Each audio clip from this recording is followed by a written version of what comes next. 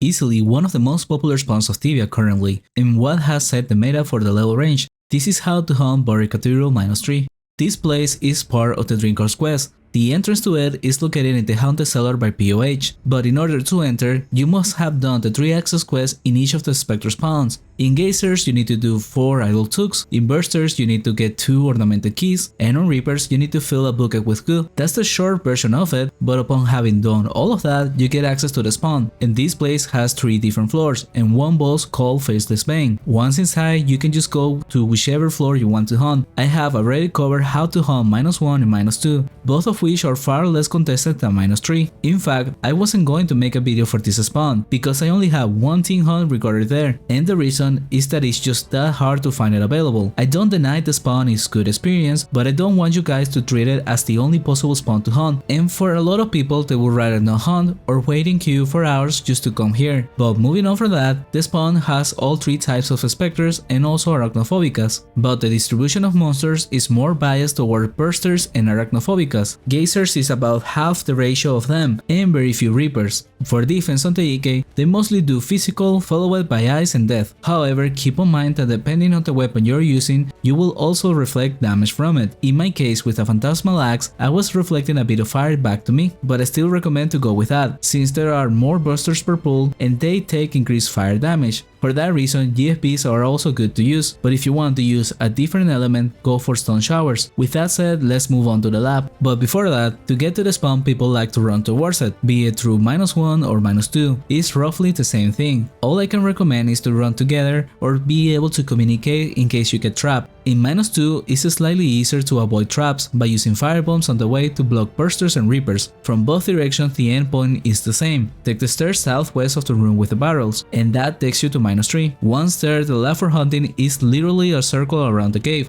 starting by the left side, and I recommend to go clockwise. Lure the monsters near the graves to the north, stopping outside of the patches so that both mages can wave. And by the way, clicking on any of the graves has a chance of giving you the wooden key that opens the room with the chest in -2. It gives 1 of 5 possible items every 24 hours, and the most valuable will be a Nightmare Blade. The cooldown of using the graves I don't remember. After that, continue forward, and this time stop around here. The goal of most pulls are to set up in a way that both mages can wave, but also getting 8 creatures or less, which next pull will have, and then after that it will be 7 creatures, and that is fine. If you are able to avoid luring more than 8, then the hunt is as easy as it can be for the shooters. Next one will also have 7.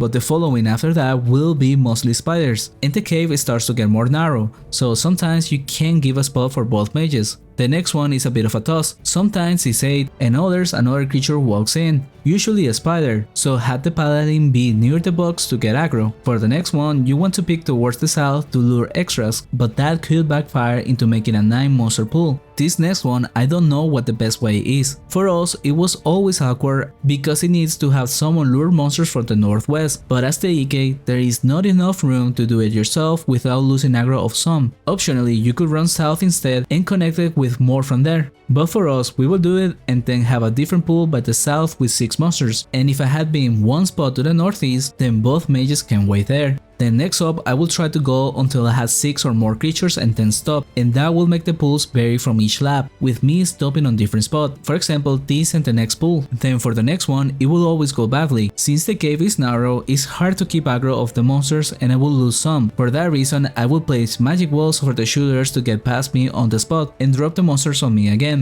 But it wasn't always reliable. The goal, if possible, would have been to make it into the open space in the upcoming room, but if I couldn't make it, then I lured the 2 from the entrance of the room to the next pool, by the exit to the north. For this one, monsters are also on the southwest corner, so pick your hand in before setting up, and with that, the lab is completed. In hunting like this, we were doing around the 3.2kk raw XP. I know it could be higher than that, but I'm not sure what the cap will be. Let us know in the comments how much you make with your team. Optionally, I recommend to finish up with the missions of the Drinker quest for this area. so that you can do the boss Faceless Bane after your hunts. This boss is accessed through a levitate spot in -2. The fastest way is to go through -1 and the spiders, then go downstairs and southeast from it you levitate. Most teams tend to run in, but obviously killing the monsters is safer. Once at the boss, in order to attack him, you must step on all the silver tiles, and if a spark comes from it, then it will be activated.